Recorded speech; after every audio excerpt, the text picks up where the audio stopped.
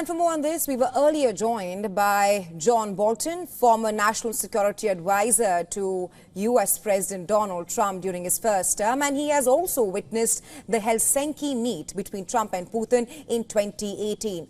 We asked Ambassador Bolton about his perspective on the upcoming Alaska meet between Putin and Trump, and this is what he had to say.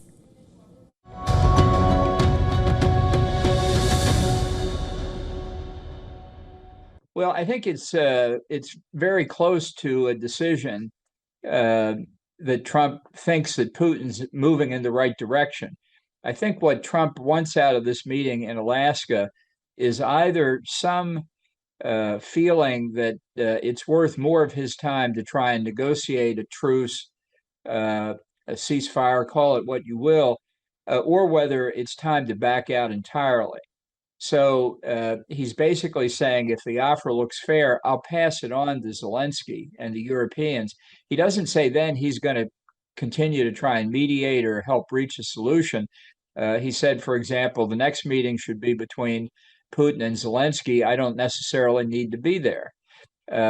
So I think that while Trump is motivated by the feeling he may yet win a Nobel Peace Prize here, what he's really looking to do still is extricate himself from Ukraine, because he sees in it failure. He said again yesterday, this is Biden's war, it's not my war. And I think that remains his objective, is either to get a ceasefire and therefore get a Nobel Peace Prize in his mind, or get out of it without any further damage to himself.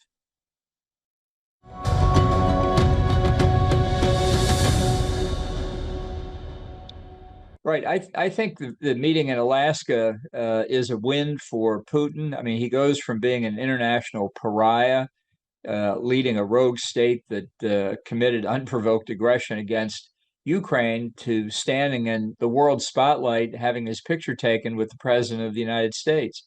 That's a big win for him right there. And I think he will use the opportunity to meet with Trump to try and work his KGB training on him further and see if he can't make steps toward the relationship they used to have, which in Trump's mind was that they were good friends.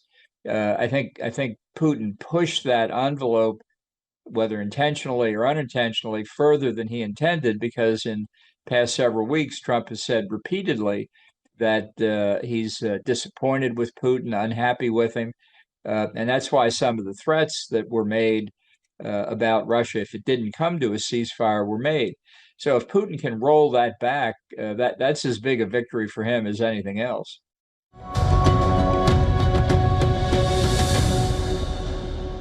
Well, I think Putin is very focused. He knows exactly what he thinks Russia's national interests are, and that's what he's pursuing. He sees this Alaska summit as a great opportunity for him to shape Trump's thinking on the state of play in Ukraine, and without Zelensky being there to contradict him. I think that's why the Europeans have moved to hold what they're calling a virtual summit on Wednesday, first with just European leaders, then with Trump and perhaps other Americans invited in to participate, so that they can try and have a word with him before he listens to Putin. But look, a virtual summit is a bunch of people looking at TV screens. It's not the same thing as being in the room with the person. And I think Putin knows that. We'll see how we won't see the pictures, of course, but it'll be interesting to hear reports on how long Trump's attention was maintained watching all these European leaders on a TV screen.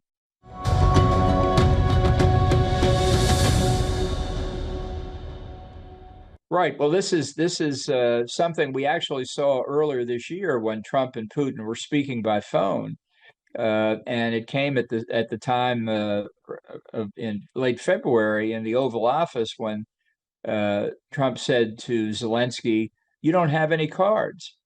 I think Putin wants Trump in that same mood, and it certainly seems from Trump's comments yesterday that he's moving in that direction. He said he couldn't understand why Zelensky was having trouble with Ukraine's constitution, which prohibits ceding any land to any foreign power, and basically criticized Zelensky for his actions over the past 3.5 years of the war as if Ukraine had started the war. I mean, that is the Russian position, essentially. And to hear the U.S. president say that's more than a little disturbing.